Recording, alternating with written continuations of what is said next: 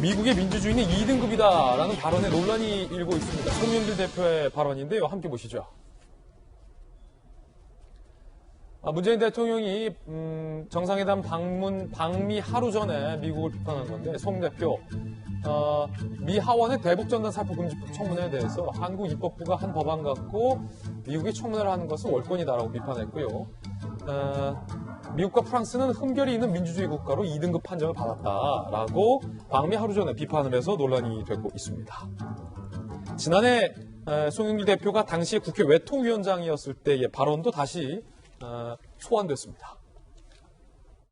자기들은 5,000개가 넘는 핵무기를 가지고 해마다 핵무기 전달 수산을 발전시키고 전술 핵무기를 이렇게 개발하면서 어떻게 북한, 이란에 대해서 핵을 가지지 말라고 강요할 수가 있습니까, 여러분? 상식적으로 생각할 때. 김영주 의원님, 이 발언이 또 공교롭게 대통령 입장에서도 이 미국을 방문하기 직전에 나온 발언이라 어떻게 보세요? 사실은 그런 의미에서 과연 당청 관계의 긴밀한 커뮤니케이션이 이루어지고 있는가?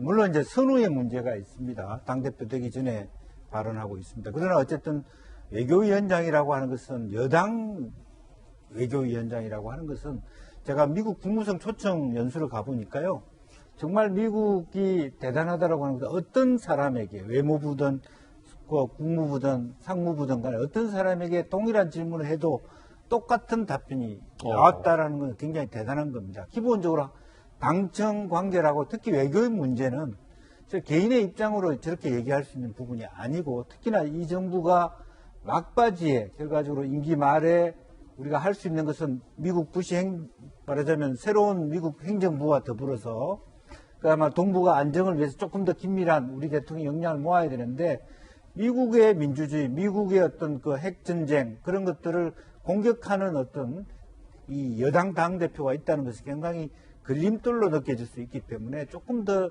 친밀한, 또 긴밀한 어떤 의사소통이 당청 관계에 있어야 된다, 그렇게 생각이 듭니다. 예, 물론 이제 이재명 기자, 송 대표가 이제 당대표가 되기 이전에 특히 이제 지난 발언은 그거였고, 이번 발언도 이제 전단금지법과 관련해서 기존에 여당이 입졌기 때문에 그 같은 이제 맥락에서 한 부분에 대해서 이제 평가를 한 것이겠죠.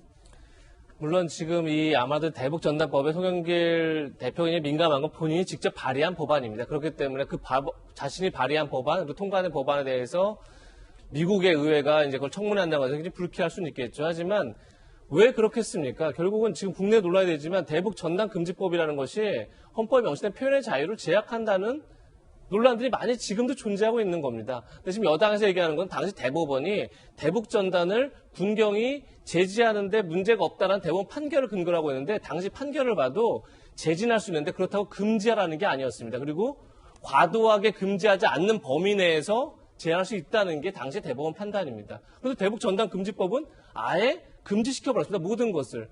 그러다 보니까 당연히 그 논란이 있는 거고, 그래서 이제 미국 의회까지 나선 건데, 거기에서 한국 정부도 이러이러한 표현의 자유를 억압하지 않는 장치들을 만든 노력을 오히려 해야 되는데, 무조건 미국 정부에 대해서 오히려 간섭하지 말라고 하는 게 지금 오늘 방미길을 떠나는 문재인 대통령에게 어떤 도움을 주겠습니까? 그래서 그런 점에서 저는 조금 전에 당청 관계 얘기를 하셨는데, 송영길 대표가 굉장히 자신의 생각 속에서 너무 당 대표라는 그런 위상을 잊어버리고 자신의 생각을 너무 얘기한 게 아닌가, 그런 생각이 듭니다. 네.